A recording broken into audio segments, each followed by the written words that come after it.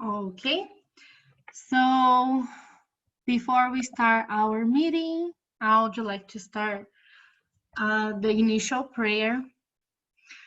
So let's start being comfortable. We're in our chairs, being comfortable and in peace, bringing all this good energy that we are surrounded with, allowing the good spirits start their work with us, because once you're together, we can spread our love, spread our good energy, our good vibrations. Let the angels and the guidance spirits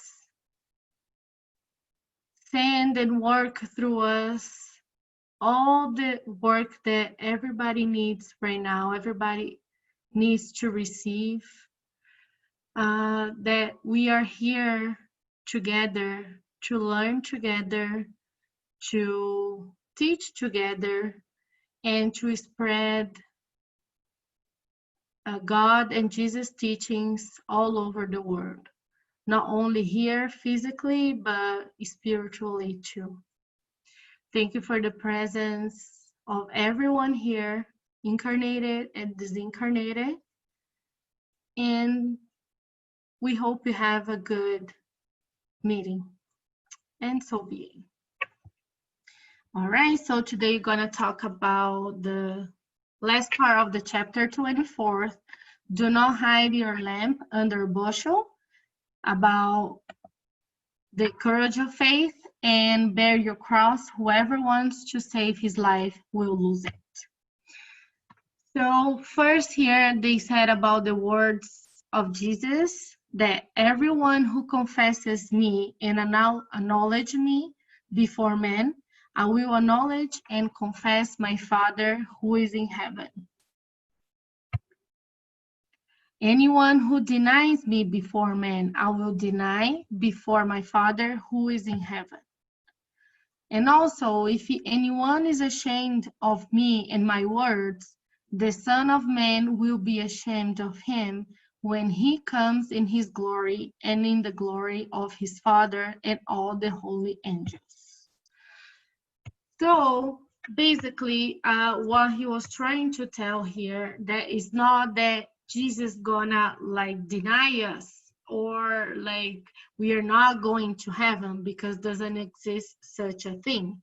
The thing is here, there's nothing better to spread the love of God, the love of Jesus, and there's no shame about it.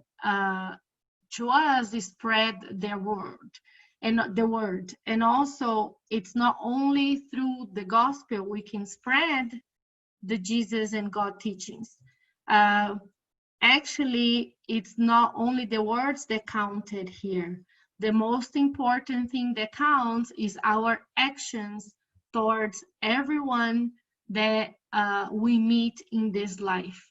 It's through our acts that we're gonna show how important their teaching it is to us, and not only that, not only important to us, but if it's possible, we can spread their teaching through our acts. It's like we always mention that nothing happened, we know the gospel from the beginning to end, if you don't really actually act like we are applying all these teachings in our lives.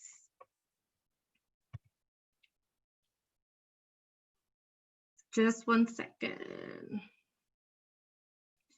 There we go.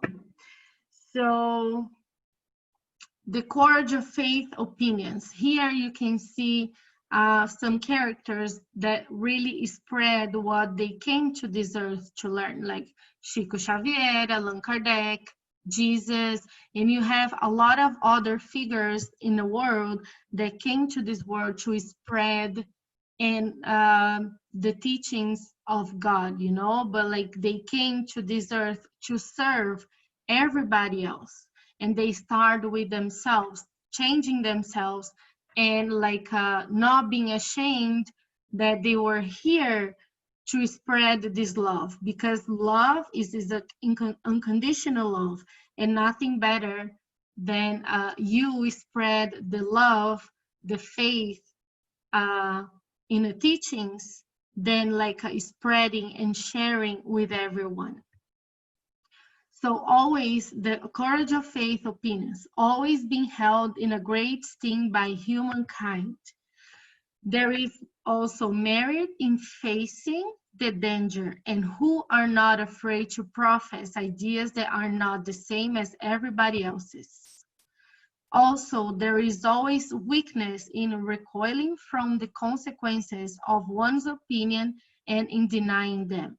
So here, I also saw some examples.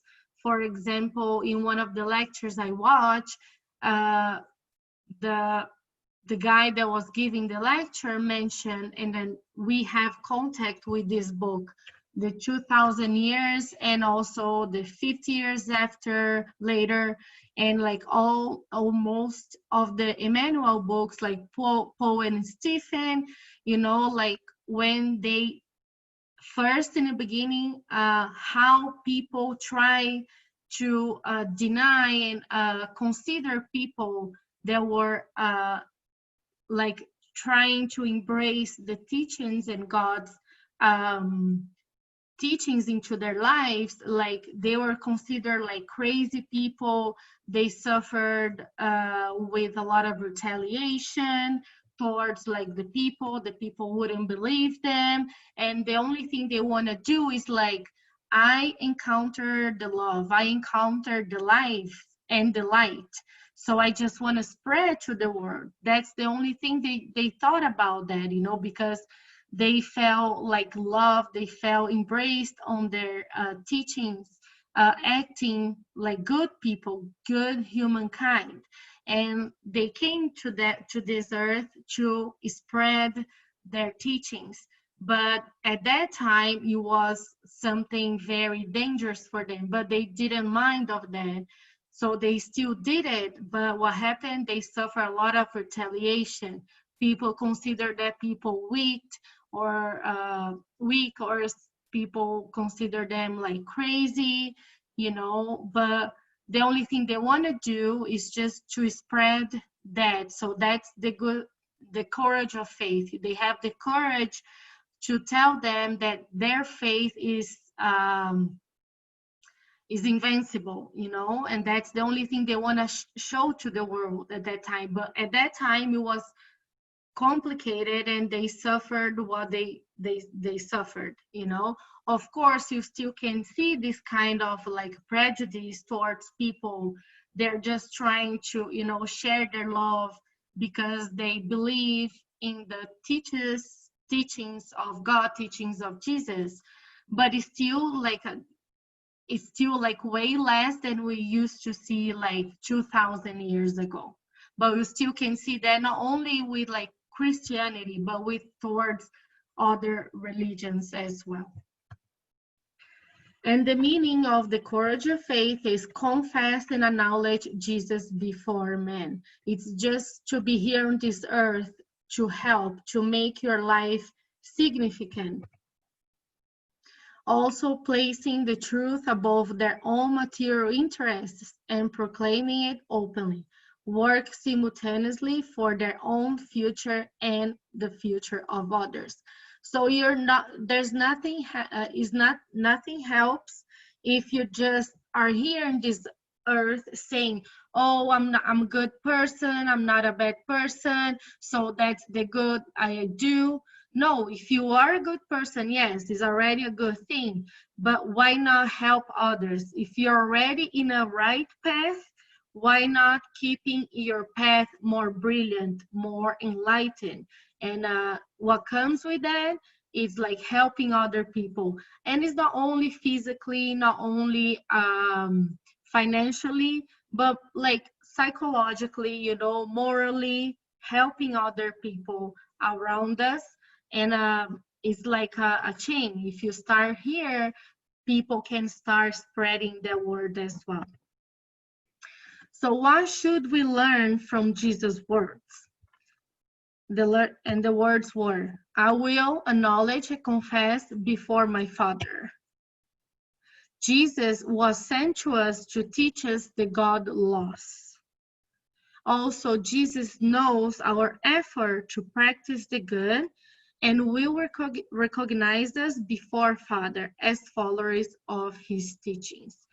So also, when you do the good, when you act good, you don't really need you already have the recognition of God, recognition of Jesus. You don't need to show them because they know already, because they are in us. So we know when you're doing good. We don't need to. The only way to spread it is acting good. So then people in a chain gonna see your chains, and you're gonna see how good it is to be good. You don't need just to spread in a way to in a pride way. Is clear from here? Yes or no? Yeah, okay. And how to renegade Jesus, what renegade Jesus means knowing your teachings and for being ashamed, disinterest, or comfort, don't disseminate and experience them. So like I mentioned before, it's okay like you know everything about the gospel and you apply only in your life, but it's not okay when you just do for your own self. The best to do is just to disseminate, to experience them with not only yourself, but most important, with everybody around you. But also you cannot not to impose them that they have to believe on something, they have to do something. But acting good means also being in good, being in Jesus teachings, not necessarily you need to believe and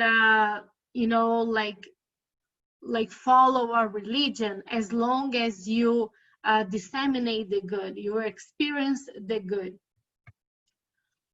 It is not enough to have faith and keep it within yourself. Jesus followers can be selfish and keep faith in his teaching to themselves. They must work for their own future and for the others, placing the truth above your own material interest. Remembering the material interest is just something that we have with this real life, with this material life. Of course, you gotta have to work to have money, to pay bills and everything else. But what does really matter is what the energy, the good things you do around you, around the others, and towards others as well. Also, openly proclaim your faith. That means do not renegade Jesus and God's teachings. And for the followers of Spiritism, Allan Kardec comments, the doctrine of Allan Kardec is nothing other than the development and application of the gospel. So when that time Allan Kardec brought the gospel according to Spiritism, he developed, he much better explained how all the Jesus teachings that he came here for. So then at that time we could understand better. But then if you take the books right now and all the science involved with the Spiritists together, is way much more better explained. So all these lectures we've been having with all these doctors, these teachers, it's like basically explained way better even than Allan Kardec, which he already did at this time, and you still know and understand better from him. So now it's much more open, it's much more information you can find everywhere if you want to look up for it. It's about always to be good, and then how this being good, this good energy we attract, and then it can spread through our acts, and these energies can spread so much easier And once everybody in this world will understand that, you would be much more calming for everyone. Because, for example, nowadays with this pandemic and like all these experiences we have, like if you going out and then you attract all this bad energy, how you come back to your home like in a bad mood, like sad and depressed. But then if you come with like a lighting like around you, being a protection for you, just believing that all that is happening is for a purpose, is having faith in a better place, in a good place that we gotta become. So once you have all this mind towards to the good, to the faith, I do believe that it's what it means right now. That's the courage of faith. It's showing that to everyone that even going towards a pandemic right now, we still have to have faith. You still have to have hope towards the humankind. And all that is gonna influence into your future life, and even to the others that you're surrounded, because they're gonna be affected with this good energy, with these good vibrations. Also, they sow on the earth what they will reap in the spirit life. Remember that everything you're going to experience in a spiritual life, it's what we fed here while in earth. Also, they reap the fruits of their courage and their weakness. Now bear your cross. Whoever wants to save his life will lose it. That means when you want save only yourself, when only yourself is the important thing. It means basically, if anyone wants to come after me, let him deny himself, take up his cross, and follow me. Also, for who he wants to save himself will be lost. And he who loses himself out of love for, oh my gosh, what did I do? Oh, here. For me and the gospel will be saved. So basically, again, it's like don't let yourself lose, but let yourself lose for the love, for the gospel and the God teachings, because that what is gonna be the teachings that's gonna save you spiritually. They'll be able to grow your faith in a good energy, good vibration. And the script of deny yourself would be release yourself from being selfish, and take up your cross will be courageously bear the tribulations that their faith will engender. Because every time when you try to be very positive, you're still gonna suffer the prejudice of people around you, because there's a lot of people that can be pessimists towards what's going on right now in this world, and always have been, but there's all like, can you imagine if you never had hopeless people in this world? That will be always like so much harder to take things.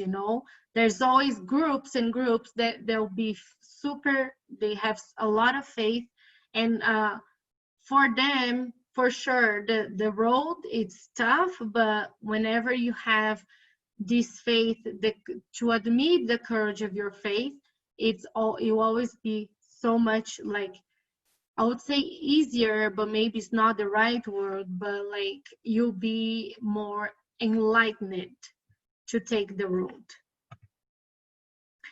And when he says follow me, it means take Jesus' teachings as your guidelines.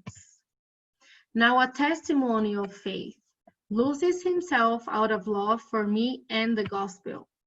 When he says lose life, it means give earth pleasures its relative value. Here you see two pictures where people are super enchanted, like through money, through material things. And that's what he's trying to say, that it's not what gonna help you to take life easier, to grow your faith. But for to save yourself, to grow yourself spiritually, you should making the truth of the gospel triumph in us. Also dedicate yourself to spiritual things for to get to know your better self. And for the truth of the truth will receive in the future life the reward for their courage, perseverance, and self-denial. I think that's even that is a really old book. I think this is a very good example of what we are living right now. And then it's very good to remind us that, like, if it wasn't for all these faith people we know that fought for the enlightenment of the earth somehow, uh, you should take them as an example to go through this pandemic, which is, I believe, very hard to everyone right now, like with no excuses. Everybody suffers for somehow with this pandemic, and to have the courage of faith right now would be a very good triumph or triumph. I'm not sure how to pronounce it right.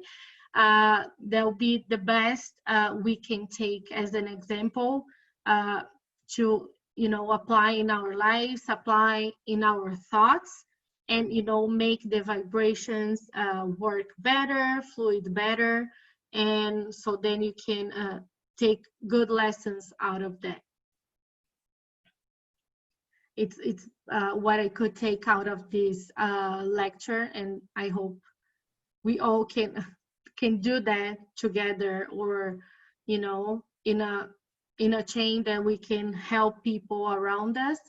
So then we will, of course, we will be helped as well, because we will be trying to change as well. The examples that he gave, it reminds me a lot of Paul. Yeah, Paul Stephen. Yeah, like leaving everything behind and not keeping the gospel to yourself. Like, I'm actually just finishing the book now. I haven't finished yet. Me neither. And I'm like at the end now, where he's he's in such an old age, and he's so ill, and even that he doesn't stop, so it's such an example for us, right? Yeah, that's true. Like I think most of the Emmanuel books were very like clear about like how people were super brave to go out there and try to spread all these like beautiful teachings they're out there to make people evolve, make people develop better feelings inside of themselves, and show to people that it's possible for us to attract good energy, to good vibrations, to have a better spiritual life. Yes, it all has to start with us. I actually read, I was looking for here right now, but I'm not gonna find it. And it's talking about the lesson that I read before this meeting. It was talking about this. We have control in our minds, right? Mm-hmm. It's up to us. We can't blame anyone else for our procrastination, for our acts. It's all starts with us, and a lot of people will follow us. You have a lot of people in your life that have you as an example, or as like a leader, right? Mm-hmm. We have a very big responsibility, especially when you have a family already, and there is people around you that sees you, and so it's very important that we are self-controlled, and we are able to spread the gospel. And sometimes it's not even, like you said, having someone be a spiritist, or no, it's all about being a good Christian. Exactly. All has to start with us. Yeah, exactly. Yeah, and then that was the meeting of today. Feel very good. Is there any doubts? You're good? I'm good. Yes. Okay, so I'm gonna do the final prayer, unless you wanna do it, and then we can go for that. I can do it if you want. Okay, that's okay. Okay, so let's close our eyes one more time, elevate our thoughts, thank the good spirits that are here with us this evening, participating in this lesson. Let's take the opportunity to study Jesus' gospel. Let's hope that we can bring this gospel to our lives, to our everyday activities, that we can, with our words, with our acts, we can touch other people's heart. But first of all, never forgetting that we have to touch ourselves. We have to be resilient, we have to be humble. That's the only way that we'll be prepared to help others, all the ones around us. Let's thank God and the good spirits for our health, for our well-being, for the food that we have in our table, for the roof on top of our heads. Let's thank for the harmony in our homes, for all the love that we have, so we can continue our journey in this earth. And so be it. Let me stop here.